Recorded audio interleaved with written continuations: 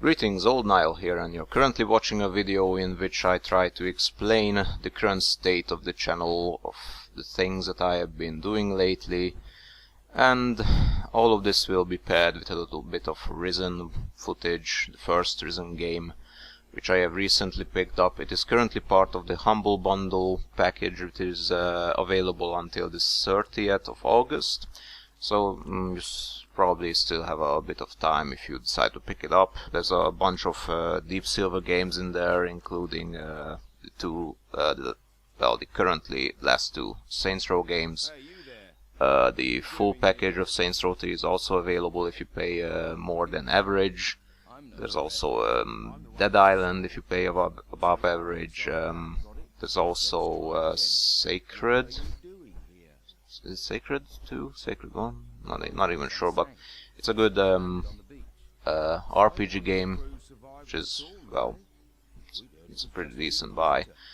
But for this video we're going to go with Risen, because I was impressed, I have to admit, it's pretty decent.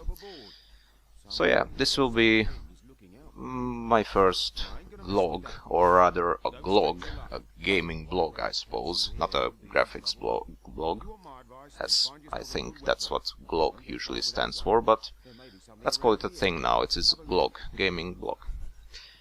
Alright, so what has been up to me recently? Well, this year has been pretty busy, so that's why I haven't been doing many videos so far this year. I mean, in January I have started a little business with my friends here in Hungary. We have started up a company which is based on creating a little... well, the thing is that it's difficult to explain, because I don't think, at least I haven't heard of this being done anywhere else yet, apart from Hungary, so it might not be recognized internationally.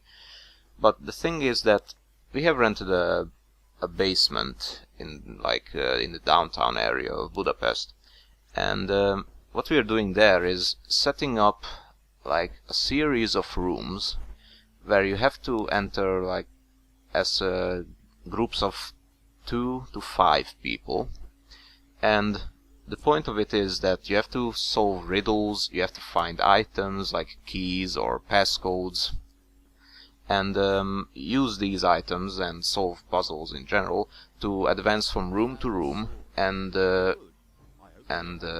ultimately escape from the series of rooms by solving the final piece, which like you collect from all of the other rooms.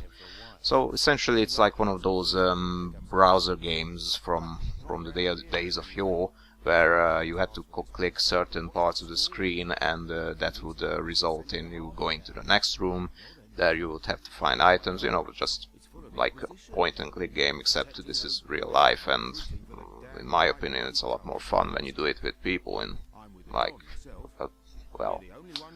a really cool setup. Like our basement is essentially themed around different rooms of like a flat, really. It's like a music room and stuff like that, but I don't want to go into spoilers, because you might or might not, I don't know, end up visiting us. Maybe, hopefully. You're very welcome to come. Just give me a shout and I will know about it. So that's one thing. We have only recently, well, more or less finished working on that. I mean, we had to renovate the whole place. Like, it's like 100 square meters, the basement, so it's been in a pretty rough condition. It used to be one of those air raid shelters back in the day, like in the 60s and 70s, maybe 80s even. And yeah, the walls needed like proper fixing, the ceiling as well. Everything was covered in like dirt and dust, but it hasn't been used in like over 10 years, so yeah, it needed a bit of fixing up, but at least the place itself is, well, the rent is cheap, so that's at least a positive thing. But, well, yeah, a lot of work was involved, but on the other hand we managed to rent it for, well, yeah, I already said that, so it's cheap.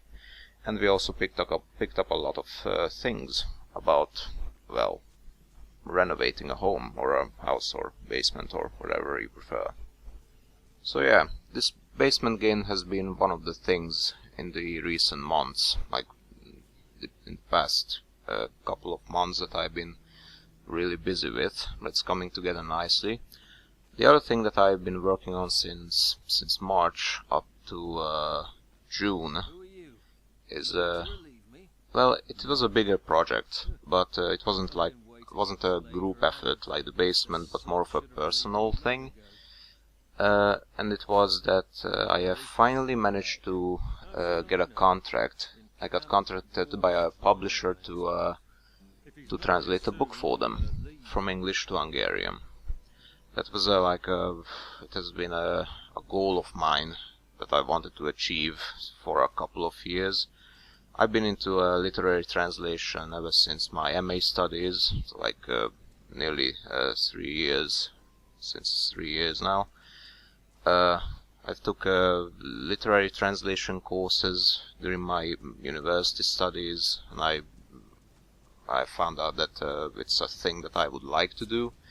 But as it stands, getting into literary translation as a profession is rather hard, because there are a lot of translators. I guess it's a popular thing, and you don't really have to be qualified, like officially. There is no official qualification for a literary translator. Of course, there are courses that you can take, and you might or might not receive a paper, but again, you don't need a paper to be a literary translator, and as such, the translator market, as it were, is pretty full, and well, publishers can't really accept a lot of people for for the books that they want to be translated into Hungarian. So yeah, it's hard to become one. But as it stands, I have managed to do it.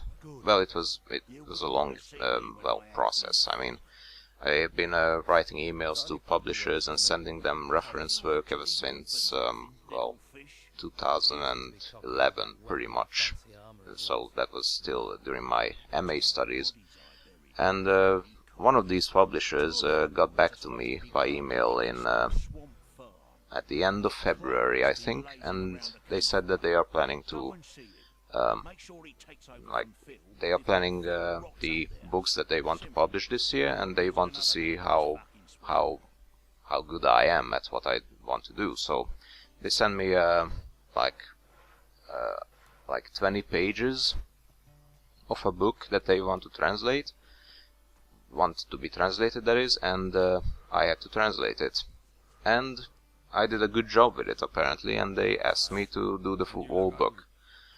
The book that I translated, this book we are talking here, is The Warded Man, written by an American author called Peter Brett. I think this book is known The Painted Man in the UK. I have no idea why it's called that.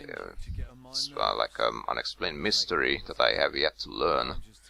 But oh well. So this is The Warded Man is the book that I translated. 460 pages. Took me about, they gave me a certain time limit for it, 3.5 months.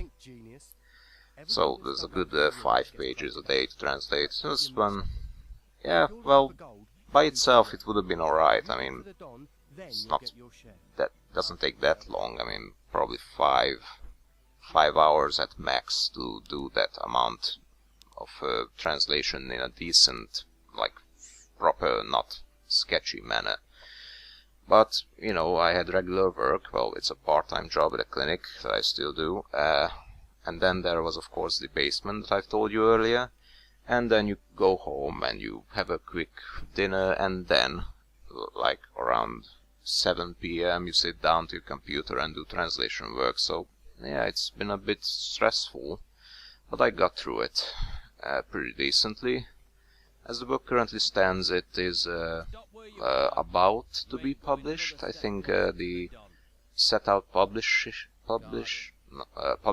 date, that's the word I was looking for, is at the end of October. There is also there's already a the cover design is ready, the book has a profile page on the publisher's website, so everything is shaping up to be pretty decent, and soon I'll be a published translator, as it were. The book itself that I have translated, The Warded Man, is a pretty interesting read. It is of the fantasy horror genre. It has a very interesting, memorable characters in it, good description. It's pretty easy to read. If you found say Lord of the Rings like difficult to read, then you'll probably have less trouble with this one. It's pretty digestible. That is, if you are not like put off by graphic scenes, because there is a lot of that happening here. Well, essentially you have a feudal fantasy world where people try to get by day. They aren't doing exactly well, because every night when darkness falls, demons, so-called corelings, rise from the ground and slaughter everyone they can. And the only form of protection people have from these demons are magical symbols called wards that they paint on their homes and around their farmlands. And these symbols form like magical barriers that the demons cannot penetrate. So the people are just dug in, they are desperate to survive, like day by day, night by night. So yeah, the story itself is pretty, well, dark, but a very interesting one nonetheless, so I can definitely recommend you to pick it up if you're interested in fantasy horror books. And, well, if you speak Hungarian, you are definitely encouraged to pick up my translation of it. It's a little self-advertisement there for good measure. So that sums up the reasons for why I haven't been doing much for YouTube for my channel recently. But, well, I try to do some stuff occasionally. I still like doing this as a hobby, so I'm not planning to leave my channel just like that without warning or due reasons. So the footage that you have seen during my discussion of my also very interesting business of the past few months is from the game Risen, the first one. There is a second part of it which, well, I've heard that people weren't as impressed by it as this first one. Well, I don't know the second game, so I can't be the judge of it, but I can definitely tell you that the first Risen game has interest. Good. I'm the translator and I can even use English. Great job. So yeah, it's a good game, Risen. It essentially you start out by well, you are a shipwreck survivor. You are washed up on an island that you are not familiar with, and from the very first moment you have to like do everything you can to survive, because the island is definitely out there to kill you.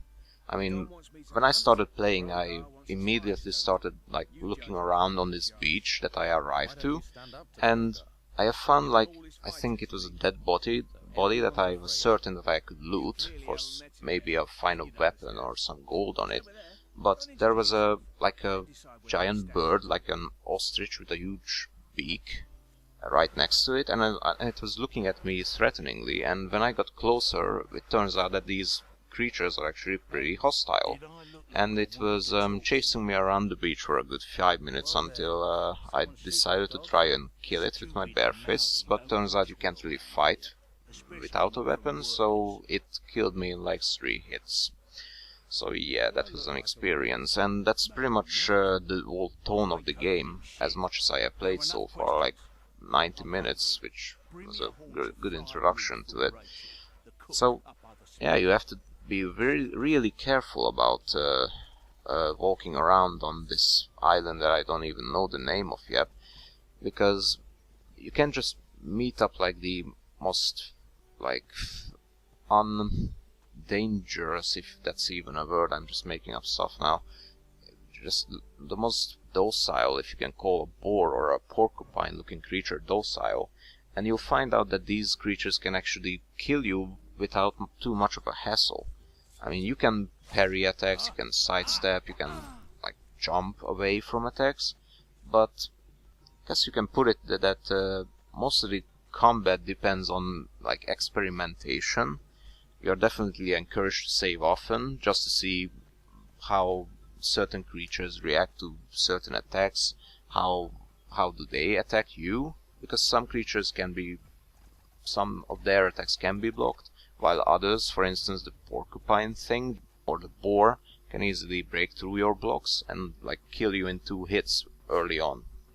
So yeah, it kind of forces you to like don't rush into like random situations haphazardly, because then you will lose, and it forces you to like use your head, like don't go rushing in. Instead, try to find resources, craft stuff, learn how to craft things, improve your skills as much as you can, get better weapons, better armor, get food for yourself in case you get hurt. So yeah, and the island itself is it has a pretty great atmosphere. That's what really impresses me about it.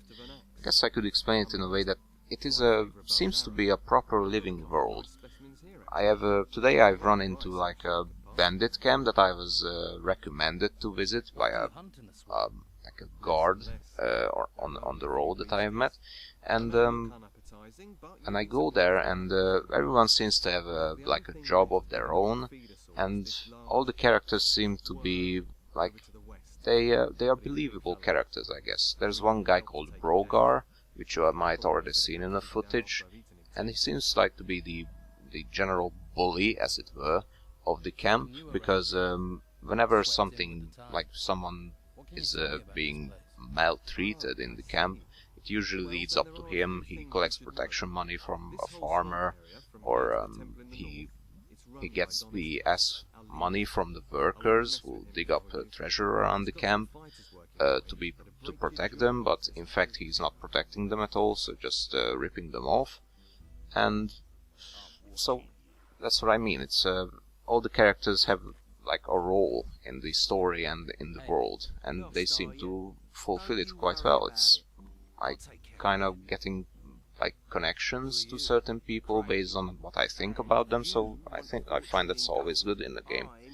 So yeah, Risen is surprisingly good. I mean, it's not a new game. I have no clue when it was published. It must have been like 5 years ago, if not more. But it's still a good looking game, I would say. I mean, sure, there are better looking games out there, but it's still pretty convincing, and the gameplay itself is it's good. I have no other way to put it. I'm impressed by Risen. I will definitely continue playing it. Now this video might seem to be like some cheap filler content for you, but I'm actually working on a new brief opinion video, which you might be interested in.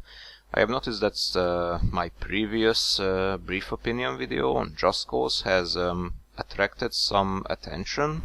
I have gathered some like 3 new subscribers in the past month. To you 3 subscribers, welcome. Your interest is very appreciated. I am humbled by it, because I have not doing much advertisement on my channel, so it's pretty great that you have come over and decided that you want to see more of my content, so that's awesome. So yeah, a new brief opinion video is coming up. Well, we have mentioned fantasy in the video before, so I'll put in a little spoilers there. It will be Lord of the Rings related, that's all I'm saying. But don't worry, it will be about the game, not the books. Well, maybe a bit of the books, because, you know, books and all other media of Lord of the Rings are kinda like go like this, so it has to be mentioned, if only for like a bit. So yeah, new video is coming up. I'm working on the basement game. No translations at the moment, but I'm hoping to do more. There's been a major heat wave in Hungary. So yeah, that's all that's happening to me now, these days. If you're interested in, well, in my tidbits of news that I post about my channel, you can follow me at Twitter, twitter.com/OldNileDepot. don't post much there, but occasionally I put up news about my videos or just random stuff that I decide to post there, so feel free to follow me there. If you want to see stuff on my channel regularly, feel free to subscribe, and I guess I'll see you next time in my new brief opinion video, which might come out, well, in a couple of weeks. So yeah, I'll see you next time. Old Nile out.